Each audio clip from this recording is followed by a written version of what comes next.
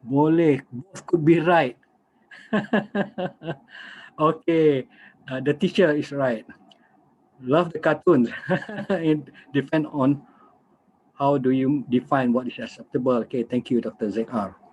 Okay, any other point?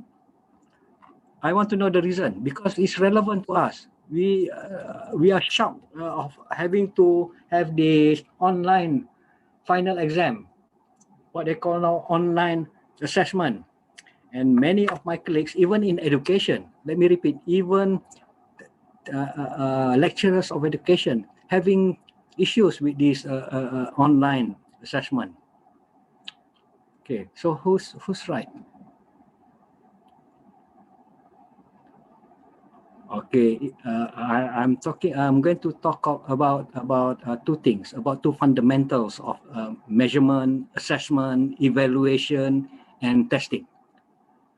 Two fundamental principles. Yes, The student is right, I think, because based on student the is right. content is correct. Only that the behavior of getting the content is not correct. Okay. Do you have any suggestion how to get this properly conducted? I mean, how should should a teacher do uh, to to to have this? Perhaps she can have more of application questions, or she can propose a rule that they cannot cut and paste from the internet. Is this Dr. Wirawani? Yes, yes. No wonder. So you shouldn't interfere because you are the expert. No, no, Okay. Okay, you're right. You're right. So well, I mentioned just now, there's two fundamental principle, golden rules. In fact, three. I'm just going to mention two of them. One is validity, which we are going deeper into getting evidence for validity. Number one, fairness. Fairness. Okay, fairness is a unique construct. It's a unique term to be associated with assessment. Just like this construct beauty. Okay, who will define beauty? The teacher or the person who's looking at a beautiful girl, or the girl, or the girl? Who's define beauty? It's the same thing as fairness. Beauty be in the eyes of the beholder. Am I right? Is that the phrase? Beauty be in the eyes of the beholder. Similarly, fairness be in the eyes of the test takers. That's the golden rule.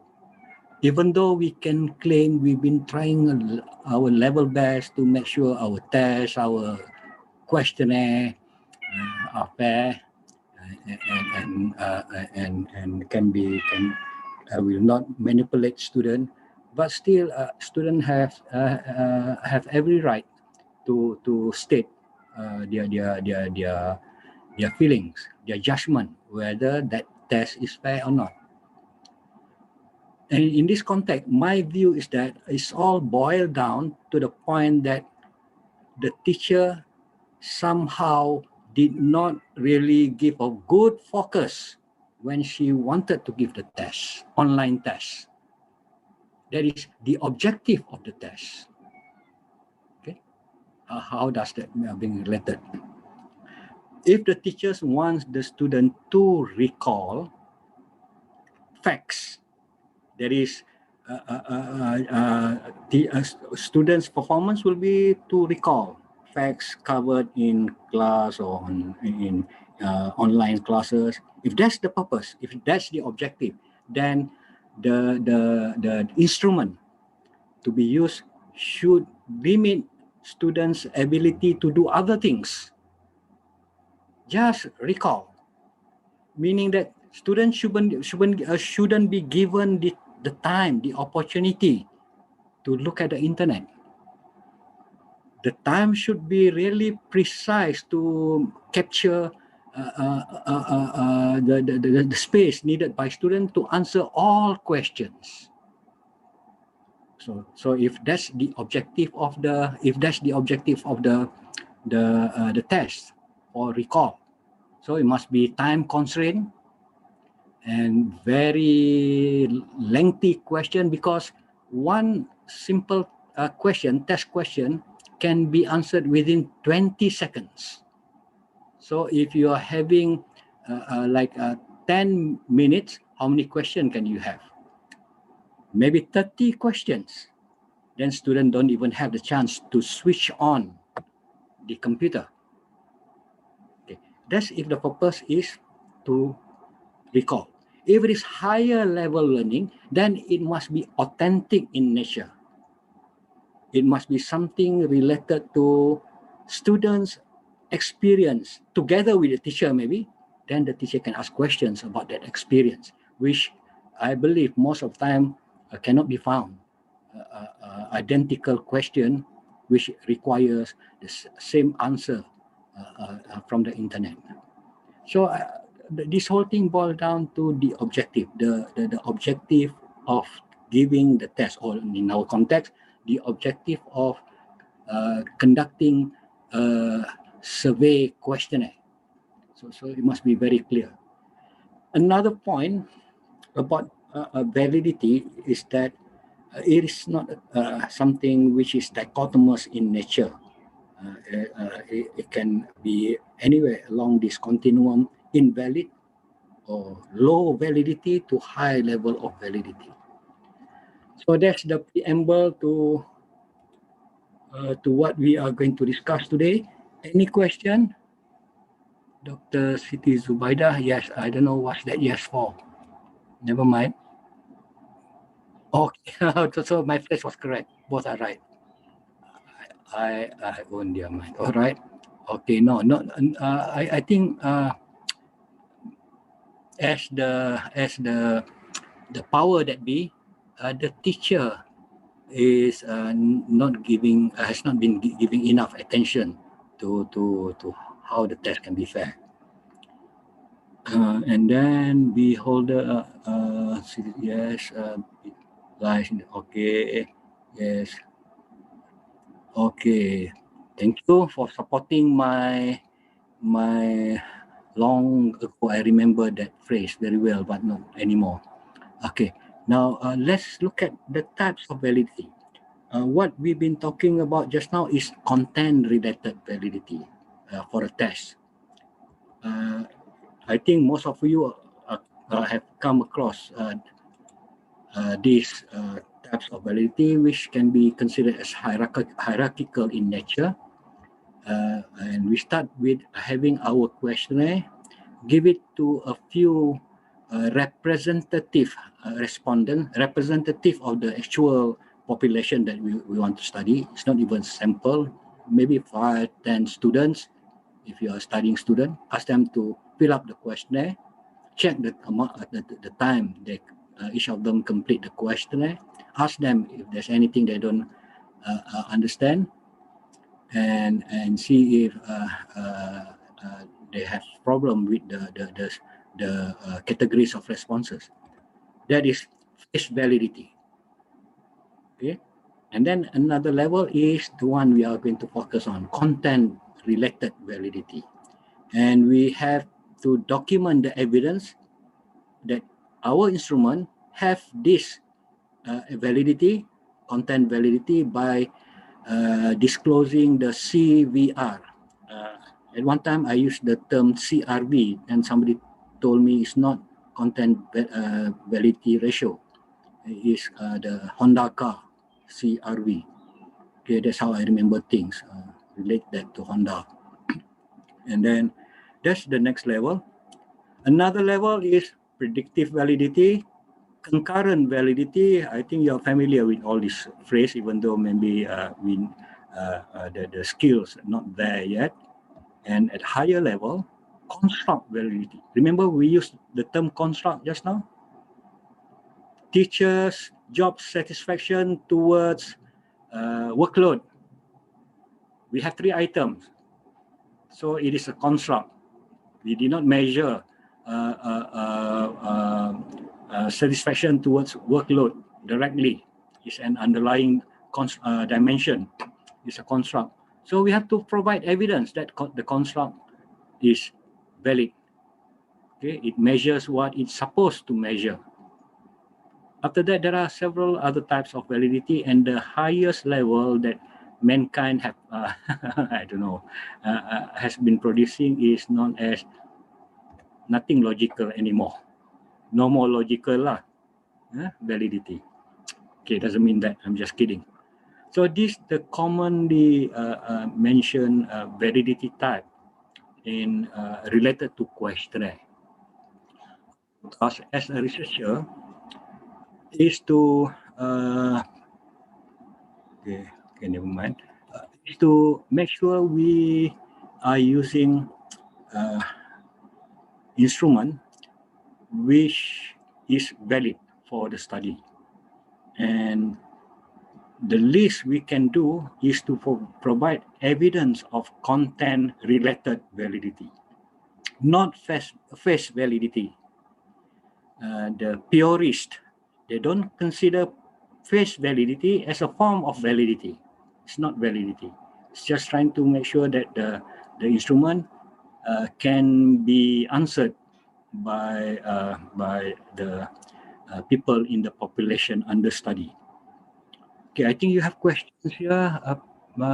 Anybody having any question before I go deeper into content validity?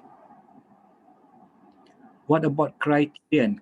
Criterion validity is the combination of the two type of validity in the middle, predictive validity and concurrent validity. Okay, these two types of validity require an external benchmark.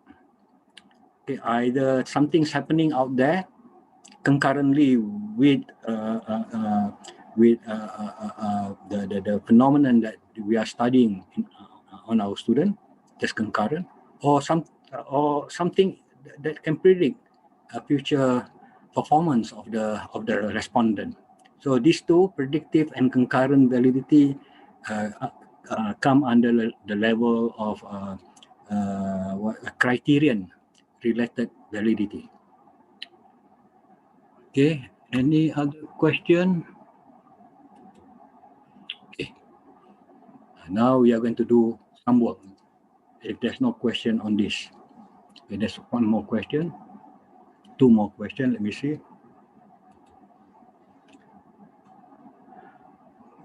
Okay, I don't have the attendance link. Criterion predictive. Yes, that's what I understand. Criterion validity is about the criteria outside the instrument that we are using. Is some other instrument which measures something that should be related either currently or future outcomes of the thing that we are measuring right now in our instrument. All right. Any other question? 1, 2, 3. Thank you. Now let me proceed. We are going to talk about content validity. Actually, is related to what we have discussed earlier today. Something, what are the contents of our earlier discussion will really help us in content validity. There's one question. Do we need to establish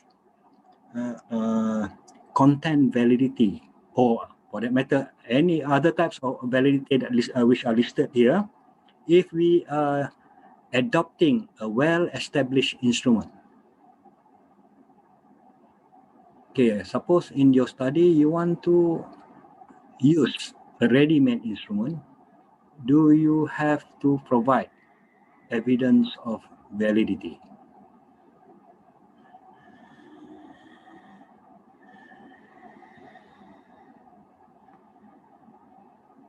Okay, nobody layan me anymore, so let me go ahead. Okay. Content validity refers to the extent to which the instrument, sometimes they call a measure, a scale, inventory, or whatever, covers the entire range of relevant. This the performance, thoughts, cognition, mental ability, feelings, the affective domain, maybe combination thoughts and feeling, such as what we have in motivation, and behaviors. the practice, the amalan, that define the construct being measured. Okay, so again, when we want to conduct content validation, we have to always relate to what we have discussed, that is operational definition, which include definition of the construct or the core meaning, contextualization of the construct, and categories of responses. I think I missed one thing here. Yes, I missed one thing here. I'm sorry. Can I add? If you have the slide, you can add one more thing here. The measures.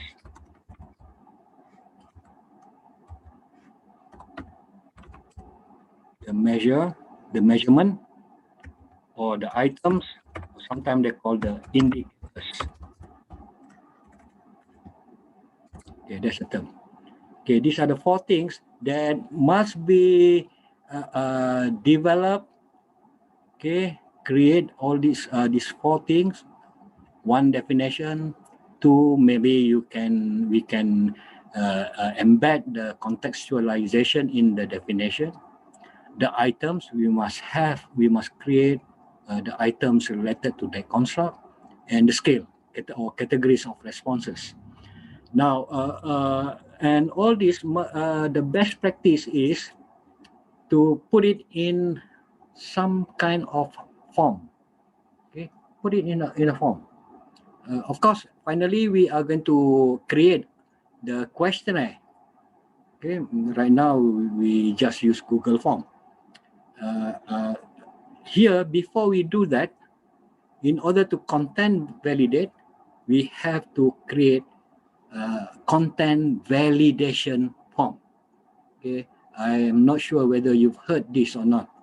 Okay, but it's a good practice to have that form so that we can fulfill this requirement here. We have content validity, and we can calculate, we can estimate the content validity ratio. That's the evidence of content validity. So now we come boil down to the use of statistic again, simple statistic. Even though we are talking about content, but in quantitative research, they want to examine the CVR for every item. So to have that, we have to put it in a systematic manner, put it in a form.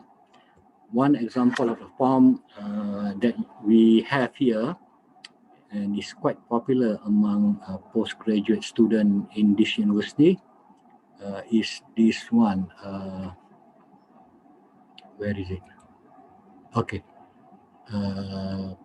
Okay. Before I go there, because content validation. Okay, this is a process. Define the variables, create items, that is the measure, contextualize, fix the scale, and then create content validation form. After that, okay, in order to get the responses, we need experts, not students, but experts. By expert, it means persons who are familiar with the domain that we are studying. If you are talking about halal production, okay, then must be someone who has been working in that field. It doesn't have to be a professor of halal product. It can be someone who's the practitioner as well. Okay, and I've been telling my master student, because most of them are teachers and educators. They don't have to look for professors. It's not what they need. Maybe their colleagues who are doing doctoral studies in that field. Okay, PhD maybe in educational psychology, and they are working with something similar in their research, so they can be the expert. At least 5. The more, the better. And then conduct the content validation process. and calculate the CVR for each single item. There are many techniques, but the simplest is to report the CVR for every item. Once you've done that, you can review and revise the questionnaire again and create the final questionnaire for the real data collection. Okay. Okay. Am I clear now, Sister Dr. Zulmariam? Dr. Zulmariam, can you hear me now? Okay, the rest seems to be okay. I hope this session is recorded too, so I need it for my classes. I don't have to create the same thing. There's one more response here. Okay, before we go into the work proper, into the creation of the content validation form, okay, I assume that you already have the definition and contextualization and the scale is already ready for you to put them together into the content validation form. But any question, please, apart from the what we see in the chat here? Prof. Sahari, Yes. Hamza here. Oh, Prof. Hamza, I thought you left already. No, I want to learn this. I'm very shy when I know that you're around. When you say that appoint at least 5 experts, let's say in a study, we have, let's say, 3 major domains. All right. Okay. These 5, is it 5 for each domain or 5, perhaps, for example, an expert may be in 1 or 2 domains, but not the entire 3 domains being studied. So All when right. you say 5 here, is it per domain or what? Thank you. Okay. Honestly, I don't have a precise response to that. Just that while you're asking me that, I've been thinking about this. About the domains. Are these domains correlated? Meaning that they share something that one expert can address all the 3. If that's the case, then that's easy. You just need 5 for all domains, for all the 3 domains.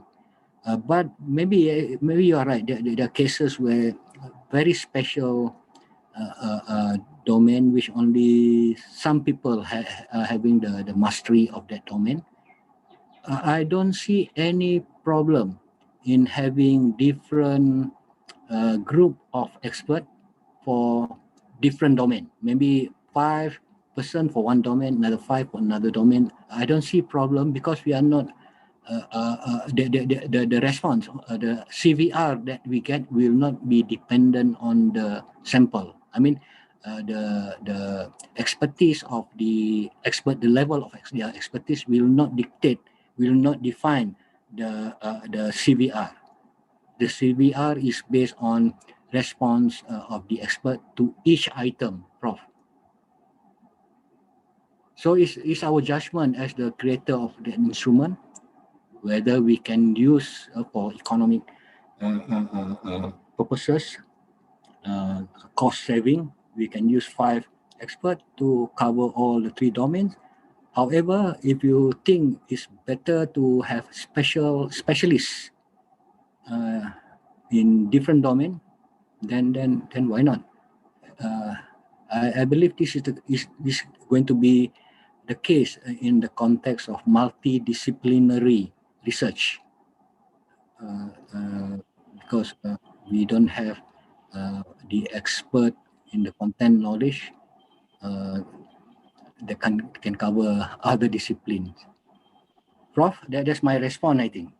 But I'm not sure. I've never come across that question before. Okay, thank you very much, Prof. Sahari. I was going to ask another question just now, but it slipped my mind now. Okay. Okay. Now it comes back. Okay. Thank you.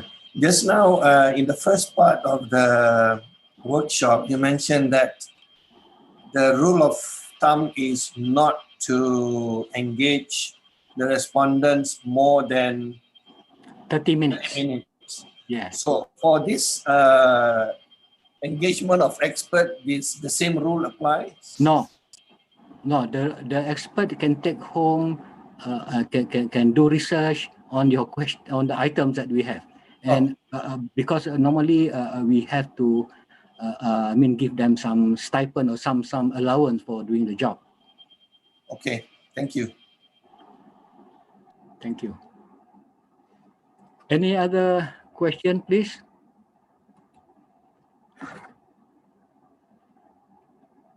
Can the yes, of course, why not?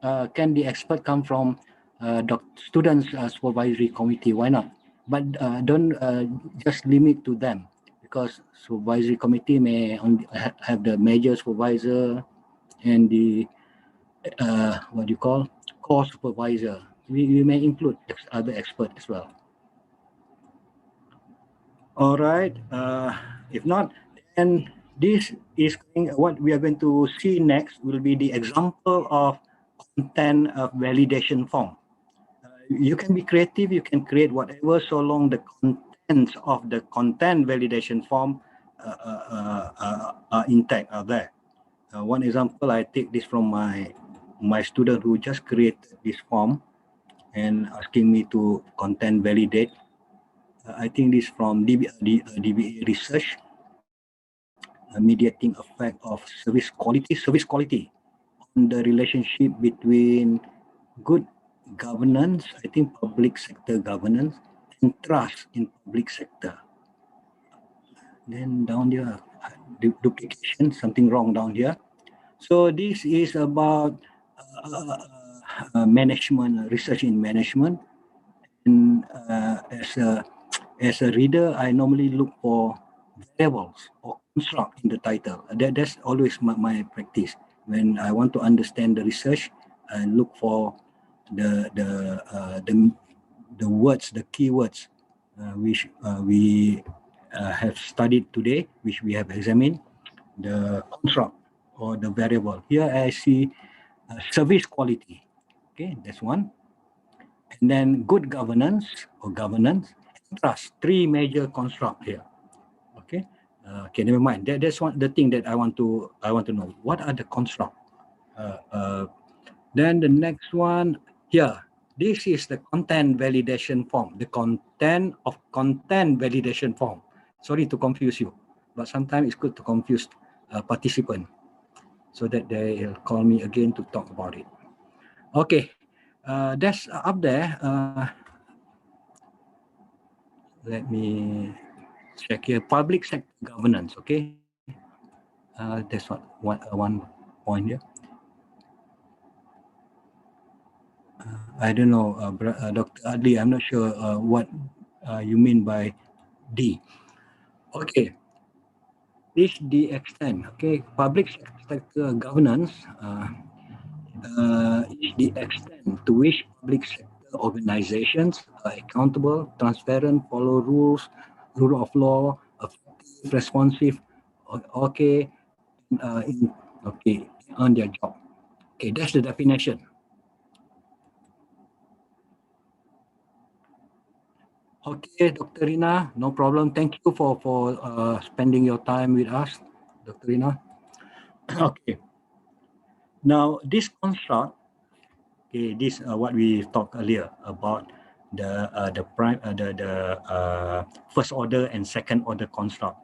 This construct is measured using 9 sub-construct. Okay, 9 first order construct: accountability, transparency, rule of law, efficiency, effectiveness, responsiveness, equity, and inclusiveness. Okay, participation and integrity. Okay, based on this theory, Mercy Corporation's theory, UNDP and CIPFA. Okay, so these are the the 9 subconstruct can be technically can be considered as the first order factor or first order construct. Okay, so that's the definition, and the definition for each subconstruct we have here as well. I'm sorry, subconstruct, accountability, and the operational definition is here. The extent to which the public sector organizations are responsible and answerable to their action and decision they make. And then the measures, the item here. Okay, let me try to show my skill, which I don't really master. Okay, this one. Okay, this is the measure. And to be listed under these are the items, the initial items, which can become the final items in your questionnaire after we conduct this content validity. So just list the items. Response category, okay, is it agreement scale or some other form of scaling, and the descriptor for each value, and the experts. We expect the expert to fill up the last 3 columns for each item.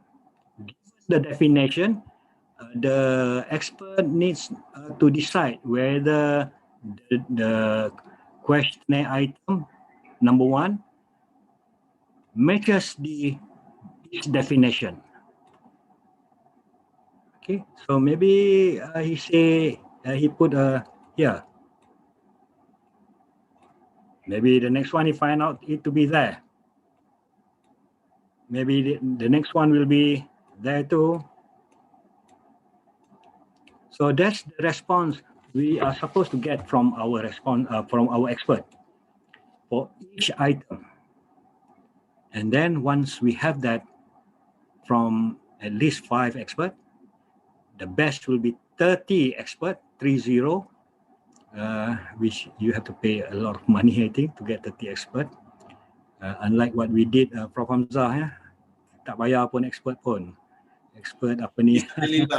Ya, fisabilillah. Okay.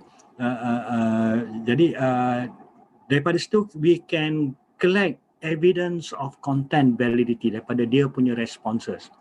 So to do this, first have the definition, operational definition, and then create the questionnaire and then give it to expert, get their responses, and calculate CVR for each item. And there's certain rule which we'll share in a short while. What's the cut score of acceptable or perfect match item? Yeah. Okay. Still as an expert, now we putting ourselves on the other side of the equation. Just now, we as the creator, if we are the expert, then we have to look at many things. First, we have to look at the definition, operational definition. Are you happy with this definition, brothers and sisters? What's your take with this to this definition? What do you think? Adequate?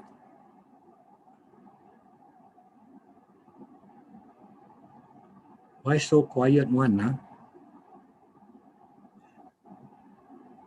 Salam, Prof. Salam, yes. Maybe just for operational definition, okay, the accountability to who maybe to X, because the definition mentioned to which the public sector organization are responsible and answerable to their action and decision they make to who. Okay, that's why we need expert. This is Dr. Dr. Romzi, bro. Dr. Romzi. Yes, you are right. Okay. Otherwise, it sounds hanging, right? We are not sure. Okay. Thank you. so I can give that comment to my student. Any other thing? Okay, now let's recall. Remember our discussion earlier on operational definition. First, the core meaning must be clearly stated. The core meaning of the term or of the construct, accountability. I think he tries that is organization are responsible and answerable, even though it's still incomplete. To whom? Is it to the public? Number two, I think the context is not clear to me. Okay, contextualization. Okay, I don't know who's going to answer this question, but by just looking at this content validation form. Okay, is it voters or just citizen or school children? I'm not sure, or teachers. So the context need to be clarified in the operational definition, maybe as another sentence under operational definition. And the scaling, I think he gave the scaling. I didn't put it here. I'll show it to you afterward. And back to the meaning. You remember we've talked about two things just now: the contents and the performance. The content seems to be there but limited, responsible and answerable to their action and decisions. This seems to be what's the word? Too vague. Okay, it's not that clear. That's one. And the other one will be the performance. Let's say it's the public opinion. Then is it opinion, beliefs, attitudes? That's what not here. So if I were the evaluator, then I'll make sure I'll try to give them or give the creator that information. Number one, you need to clarify the context. Number two, the core meaning of the definition. What exactly responsible and answerable mean to whom? What exactly aspect of or indicators of or coverage, general coverage of responsibility and answerability. I don't know. That should be covered in your items. And at what level? Is it their attitudes? Is it their beliefs? Is it the way they perceive the public sector performance? So that's what we can have right now. Now look at the next one. This is a complete example. The extent to which the public sector organization are responsible and answerable to the action and decision they make. Okay. This construct will be measured using 4 self-constructed items and 4 adapted items. Okay, I believe this is the reason why he did not really make a very clear, statement about the core meaning, because half of it already been validated in this Mercy Corporation 2012, CIFPA 2014. Okay, that's how as an evaluator or as an expert, I try to understand the adequacy of operational definition. And then the measures. Okay, I believe also is the respondent belief then. Okay, it's good if this word belief or responses or attitude, whatever related to performance, being stated in the operational definition. Is accountable to the public, that it earns public trust. Is responsible for the decision they make. takes responsibility for how, now quite clear, how public funds and resources are used. Okay, never mind. So my point here is that in this form, we must have the definition again, the items for expert to have a look at, and the response categories, and the expert's judgment.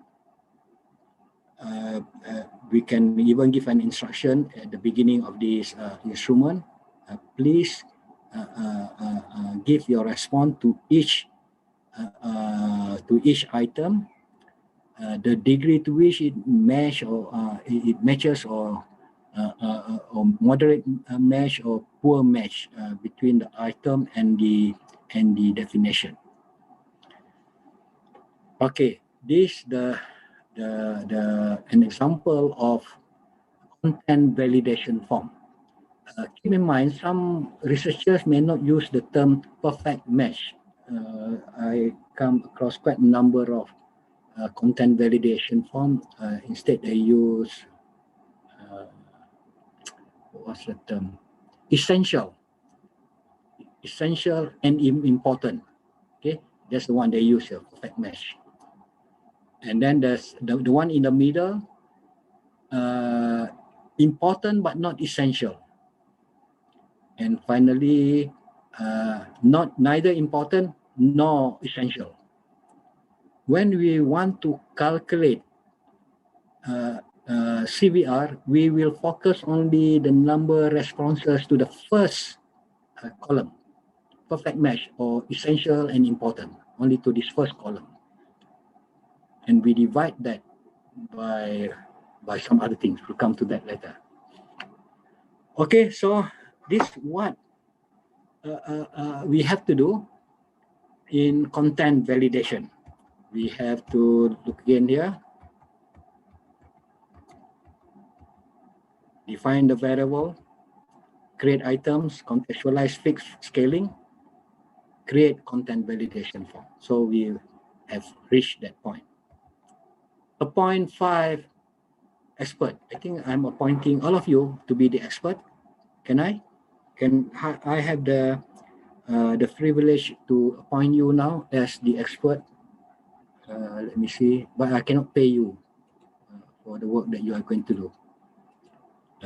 So I've appointed 5 experts, and now what we need to do is to go through each item and give your expert view, expert judgment for item number 1. Is it perfect match or moderate match or poor match?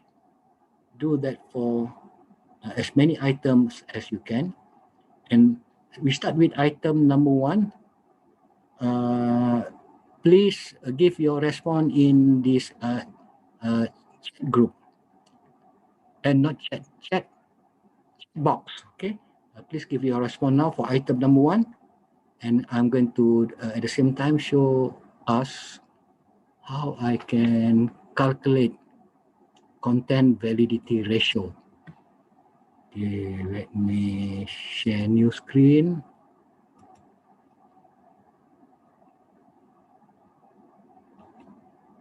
Okay, this is the content validity ratio. The same 5 items, and I limit the responses to 8 experts. Expert 1, 2, 3, 4, 5, 6, 7, 8. I have a reason why I say it, because the required critical ratio is 0.750. Okay, CVR given in the formula is not just endorsed items considered adequate by the expert, but also the total number of experts divided by 2. Can you see my screen, this Excel file? Can. It is raining at Gambang. Okay. I think this session is recorded, Doctor, so you can get it recorded version. Thank you. Okay. CVR. How to calculate CVR? NE. Total number of expert out of 8. How many expert selected? One, that is perfect match. That's what NE stand for. NE is the number of panel members indicating an item essential or match, perfectly matches the definition. N is the number of panels. So we have 8 experts here, and we are going to find out from 8 of us here. What's your response? Can I get your response now? Okay, where is it? Okay, can I get your response now to item number 1? I'm going to show you how to calculate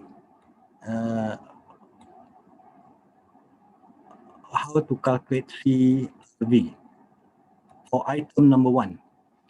Please give your response in the chat group, in the chat box. I'm sorry, not chat group.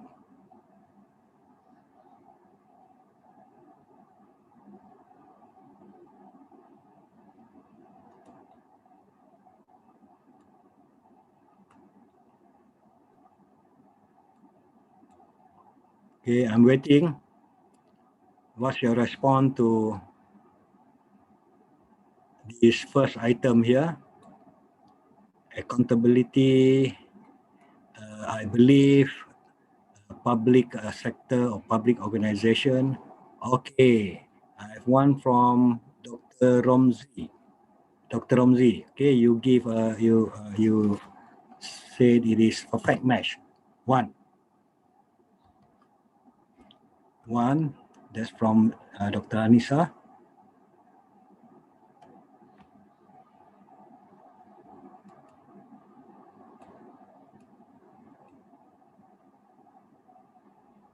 Okay. Please.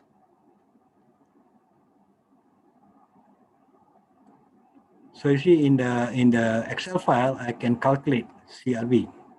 Here, Dr. Nur Ashikin. Dr. Nur Ashikin. Dr. Dashikin 1, Dr. Adli 1, Dr. ZR 1. 1, 1, 1. Okay.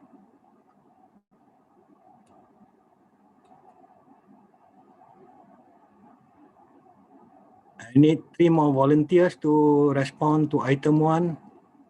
3 more experts.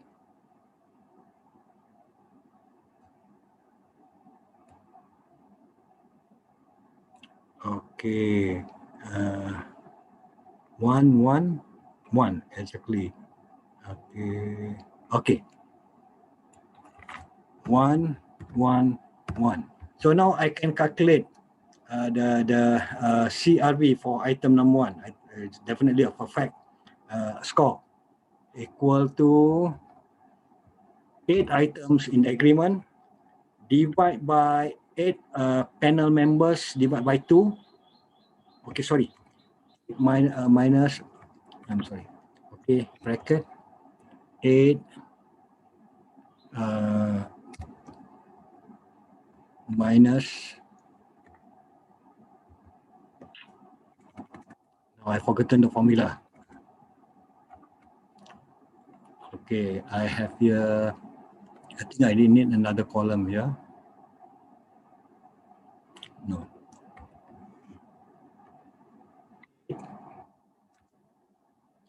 Minus 4 divided by 4. Why 4?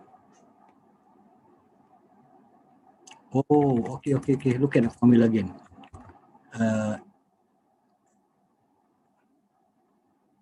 8 minus 8 minus 4 divided by 4. Am I right, Dr. Prof. Hamzah? Perfect. The formula, am I applying correctly? And Correct. okay, so 8 minus 4 divided by 4. So we can save that formula and copy later on. That's it. Perfect one. NE1. And then the CVR equal to, I'm sorry, it's not NE equal to 8. That's it. Here is the one that I'm having problem just now. 8 minus, no, I'm confused again. 8 minus 4 divided by 4.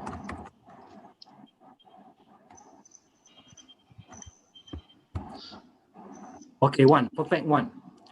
So that's what you have. If I'm to evaluate this, I think slightly different. Look at this item. It is accountable. I believe the organization is accountable to the public, that it earns public trust. I feel that there are two variables here in this item. It is accountable to public, that's one. Earning public trust, that's another one. So it's not just measuring accountable to the public. It also measure its relationship to earns public trust.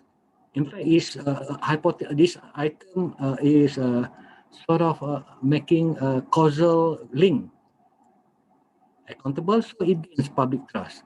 So if I'm the expert, then I give this. Let's say I'm the final expert. Maybe I give it need to be modified, need to be corrected. There is the second one, moderate match, or worse still, I can just say it's poor match because we have two variables in that item. So I'm giving not a 1. If not 1, then 0. Okay, then it's changed here. I have to change that to 7. Total number of experts in agreement. Now my formula will be a bit different now. I think I'm going to have this here. 0.75. Okay, 0.75. That's my CVR for this first first item. You see, once we have this, we have to compare this with the critical ratio. CVR 0.75, critical ratio is also 0.75. So this item can be used. This item having good or adequate content validity ratio. And we can do the same thing with all the other items.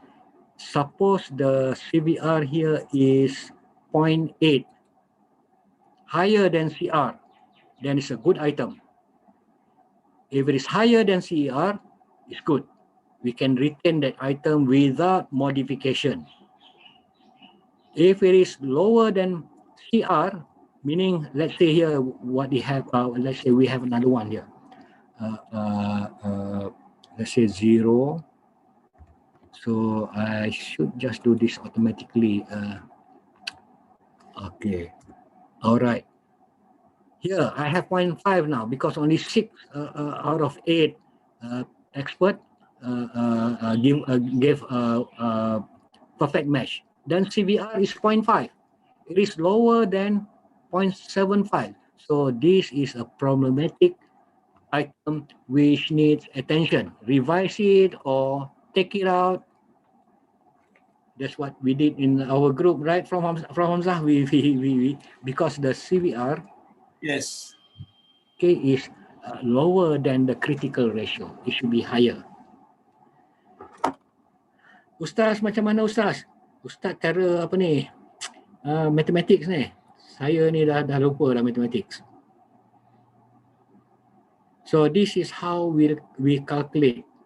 And information ni should be the documents. Should be the evidence yang kita boleh attach to our report. Or have a table. Tunjukkan satu table and give the items and the CVR. Cukup. The detail yang tengah-tengah tu expert punya judgement tu tak payah. So that's the data we've collected using the content validation form. Ada soalan tak? Prof. Sahari, Saya?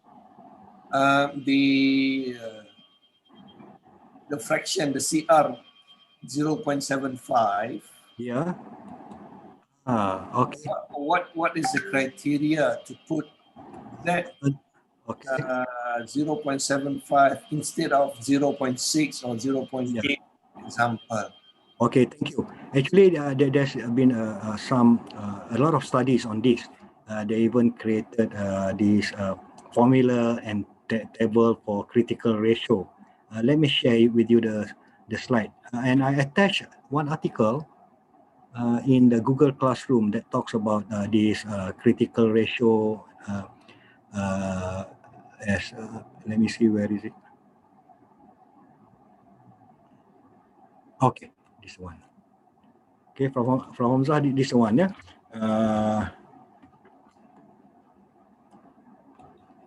Okay, kita dah tengok ni tadi. Ini critical ratio. CVR is the lowest level of CVR such that the level of expert endorsement exceed that of chance. Jadi kita mesti sentiasa dapat CVR kita should be higher than the CVR critical. Ini yang Prof. Hamzah tanya ni. Ini mana datangnya ni? Dari mana dia dapat? So how we get there is based on this table. If you are interested, you can refer to this article, Irie and Skelly 2014. I am not sure whether I have it in your Google Classroom punya folder atau tidak. But I think I have one article written by my student. Dia tulis, dia masukkan nama saya, so jadilah ada nama juga di situ. It's about calculation of CVR ni juga based on this table. Okay, dia buat simulation study as well. I think some theoretical study on the panel size, the number of expert first column, and the minimum number of expert to agree, and the item is a perfect match or essential for inclusion. Ini minimum number of expert required. And then the proportion ni tak apalah. Yang pentingnya yang belakang ni, CVR critical. Yang belakang. Contohnya based on dia punya formula tu, the name of the person who created that formula is Lawshe, Lawsshe, Lawshe, ya. Dia kata kalau 5 orang aja, every single person must say perfect match or essential item to be included. Kalau 5 orang, 6 orang, 7 orang macam tu. Tapi kalau 8 orang, due to some exponential punya mathematical tu which I did not go into detail, itu yang kita dapat tadi, 0.750. Jadi kalau anything more than, kalau our CVR is more than 0.750, then we are fine. That's why I choose 8 panels, not 9 panels. But 9 panel dia naik balik. The CVR critical naik balik 0.778. And then kalau kita go down the list, meaning that we are going to have more expert, 30 orang, just 0.333. The critical CVR is 0.333. So Prof. Hamzah, this is the basis of why the critical ratio that we identified just now ialah 0.750. Okay, thank you, Prof. So this the reference. You can check if it's not there in my folder. Boleh cari ni, dia saya rasa dia ada PDF terus pun this article. Okay, let's check about our friends' reaction here. After amendments of item, do we have kalau nak ikut apa ni, memang kena ni ya, Prof. Muhammad ya. I'm sorry, Prof. Muhammad, you are not in Malaysia. After doing that, is the best practice is to run or to add more expert. I think the best practice. But I don't really come across any research report that people been doing that. It's just the ideal practice. Rerun the content validation. What we did in our study here at IUM is we improve the items based on the recommendation by the expert. We allow our expert to give comments how can we improve the items. So maybe he just indicated it's just a moderate match. Okay, it's not perfect match. It's not essential then. But he gave us some comment. You should consider having this in the item or change the term in the item. Then once we did that, we assume that item has been improved and given the score of 1 rather than 0. Okay, Prof. Hassan, that's what we did. But I don't deny the fact that the best practice is to rerun content validation with new set of new set of experts. The cat is hungry. Yeah, it has to be here, unfortunately, because it is sick. I cannot go to outside the room, and this is the only place I have to talk to you. I'm sorry. Pasal modul dan juga pasal okay. Assalamualaikum, Prof. Salam, yes. Rumzi. Assalamualaikum. Yes, Salam. Also online? Tak habis lagi. Yes, Dr. Anda Ramzi. silent kan sebab yang dah tak lah kan nak dengar pun ni. Tak dengar ke dia bising sangat ke? Ni dia dah tidur tu. Sebab Dia ni tidur atas macam katil lebih pula tu. kepada kuantitatif lah yang What's that? validation. Prof, can I Kalau ask? tak ada kemahiran memang. Yes, Dr. Ramzi, yeah. Okay. Yes, please. Okay, first, on the content validity, of course, like Prof mentioned, the one that in the example, perfect match, moderate, and poor. Okay, basically, can I say it's among the earlier content validity is Loshi. She used essential, Yes, but not essential and not necessary. betul. So that's from Loshi. Yes. And then when I look at a few articles on content validity, among the earlier also Polit and Beck. Polit and Beck, they put they calculate content validity index. And then for example, not ratio kan, index ya. Index. Different. And then for example Rubio, when they do the content validity, they also look at. But now there's quite. I just throw the, and then I will ask your opinion, Prof. Sorry, they put representatives for scale. They also put clarity for scales, and even they put factors. Even the expert need to, let's say, from your example earlier, they have 4 construct. And then from the construct they have few items. So they ask again whether the items belongs to which construct. So this is some of the content validity articles that I found. Yes, you're right.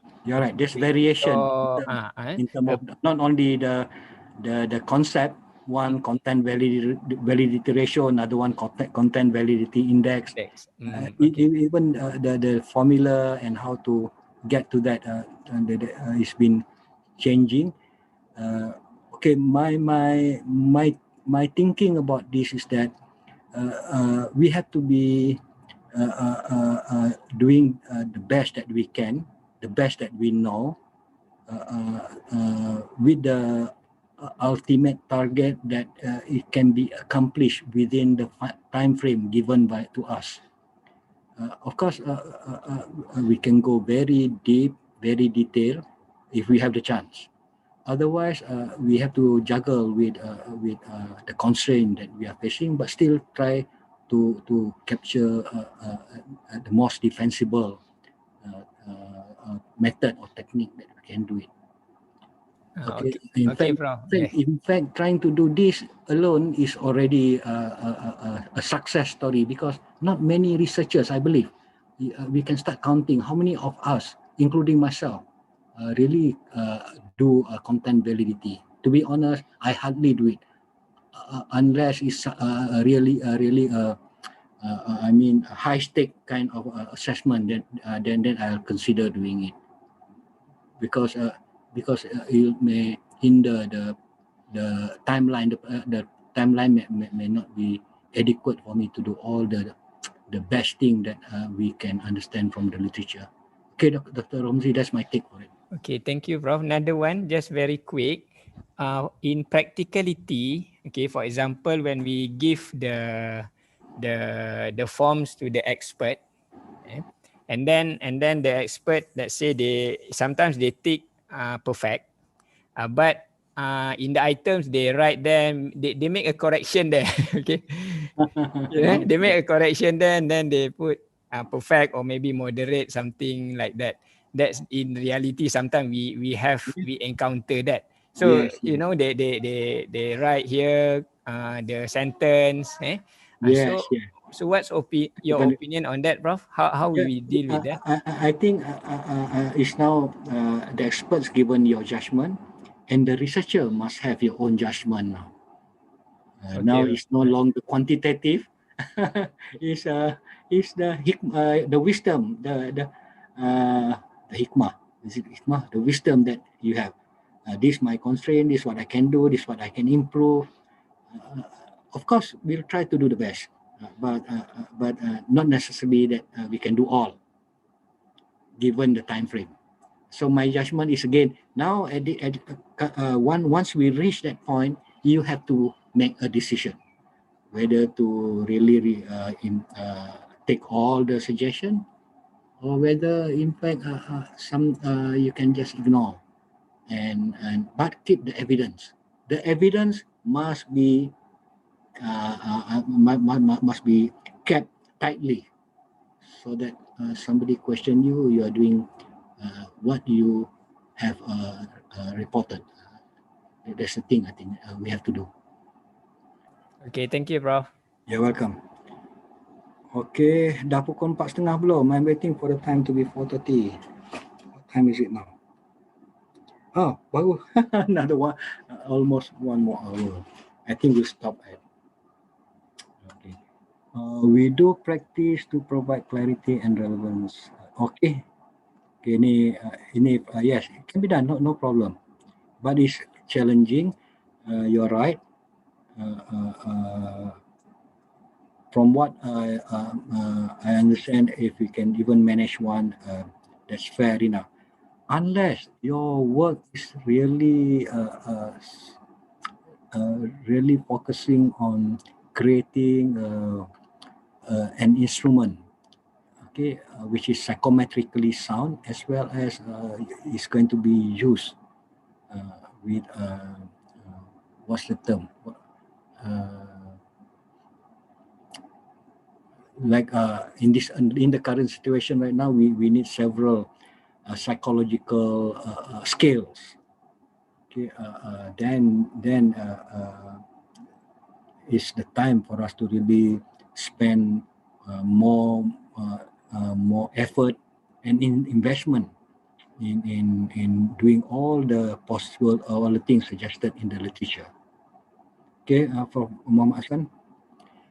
Any other question, please? Otherwise, let's try this. I think we have done that. Yes, we have done that. What next? Okay, so we have content validation covered.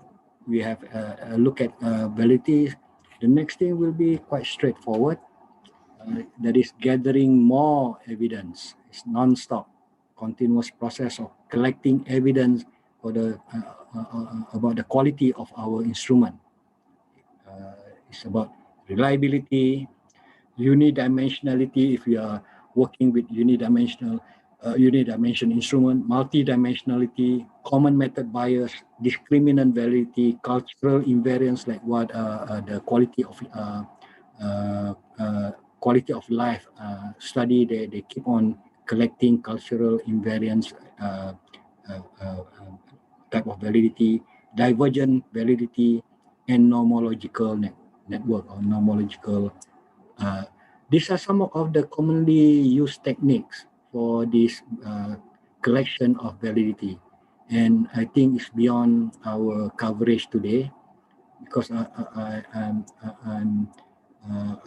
my experience that just to talk about confirmatory factor analysis, we need at least one full day to really have some exposure. To master the technique, we need 2 days to really have the hands-on, and finally being able to interpret the factorial validity on all of the related to CFA, confirmatory factor analysis. And something which is quite it's been there for quite some time, but not given much attention, maybe because of the software pitfalls. We didn't have the software before. It's about this bifactor measurement. I don't see much publication from our country on bifactor measurement. You remember just now when we talked about this good governance, good corporate governance is a multi-dimensional construct. Okay, let me take a simpler example. Can you remember the questionnaire that we used earlier today?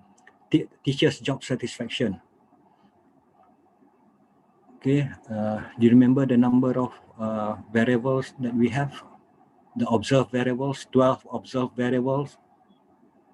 I hope you still remember that. Teachers' job satisfaction. And we concluded that there are 4 sub-constructs of teachers' job satisfaction. Now, in most theoretical study, studying about relationship, researchers would like to know what's the antecedent of teachers' job satisfaction and what's the outcome of teachers' job satisfaction. Most of the time, they only use either overall job satisfaction using summated score, okay, or using Rush model to get the logic score, the total score for teachers' job satisfaction.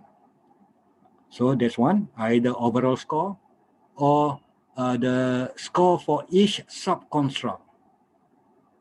Okay, for the antecedent of teachers' workload, satisfaction towards workload, predictor of satisfaction towards pay, towards collegiality, towards what's the last one? Relationship. So that's what being widely studied, that kind of validity, but not the combination of both general or overall satisfaction and specific satisfaction. So the validity of studying both types of construct, general and specific construct of satisfaction, have not been studied before. Because sometimes we may have overall satisfaction, but not the specific one. So if we can find, if we can establish the measure that we create can do both, okay, can be analyzed at specific and at general level simultaneously without doing separate analysis, so that it will minimize inflation of type 1 error, meaning that we are protected against inflated error rate, then it's a big contribution. So that is the bifactor measurement. Okay, that's the procedure to test the validity of using both general factor and specific factor. Okay, and of course, structural equation modeling. These are the techniques that can add to our repertoire of evidence of validity. And if you are into this kind of thing, you can get the CPD to organize workshop. We have quite a number of people here in IIUM who are quite, I'm not sure about this one, item response theory, but the rest we have the people here. Okay, for rush measurement model, for instance, we have the director of CPD to be our local expert, our resident expert for rush measurement model. And we have many experts in different fields for EFA, CFA, bifactor, and structural equation modeling. And even things such as latent growth evidence, latent growth modeling. We can find the expert among to help us from here, inshallah. I don't know what else to say because that's all I plan. Since you are fast learner, I don't see I need to give any more reminder. Just that to be competent in this, there's only one procedure or one technique, that is do it. Okay, if we don't do it, then we'll forget it. We tend to forget. This thing need continuous practice of doing planning for a questionnaire and creating or establishing the content validity ratio. With that, we still have about half an hour. Would you like to share your questionnaire and let us try to estimate your CVR?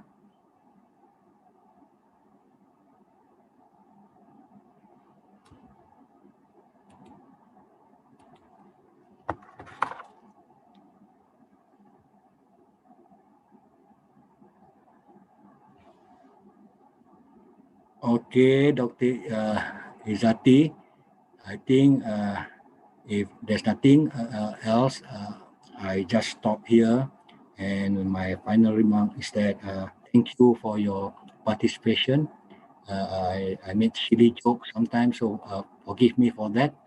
I hope you keep on with this ibadah, that is learning something on daily basis, inshallah. So with that, thank you. Assalamualaikum warahmatullahi wabarakatuh. Waalaikumsalam warahmatullahi wabarakatuh. Thank you, Prof. Sari. So I pass this back to Dr. Izzati. Are you still here?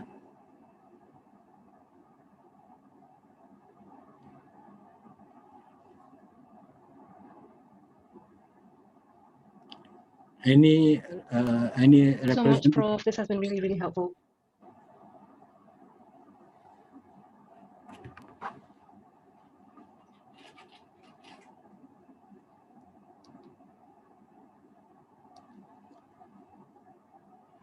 Okay, tak ada nampaknya. So let's close this with Suratul As and Tasbih Kafarah.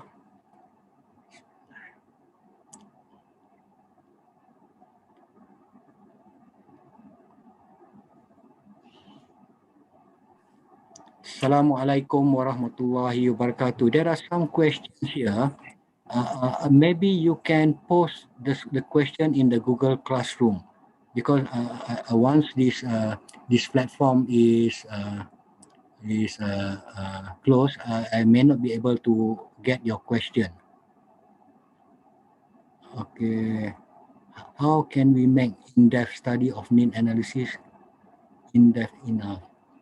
Okay, for a doctoral thesis, the hallmark is must be theoretical.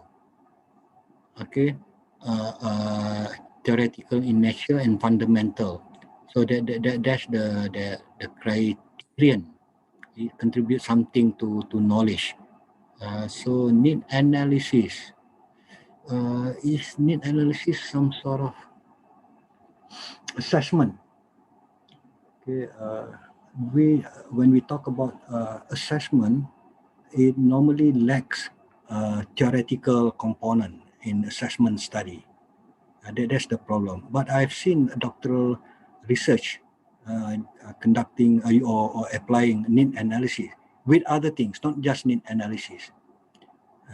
Maybe they have this mixed mode inquiry to create in-depth, to create a profound need analysis instrument. They start with in-depth study. You're right here. In-depth study first. There is either ethnographic kind of approach or qualitative approach. I think I stated it earlier today. Focus group discussion in order to find what really matters to the natives. It can be done, but need more thinking. How can we relate our doctoral, our students' thesis, doctoral level to the requirement for PhD thesis? That is something theoretical, something that can contribute to the field of knowledge. Dr. Marina.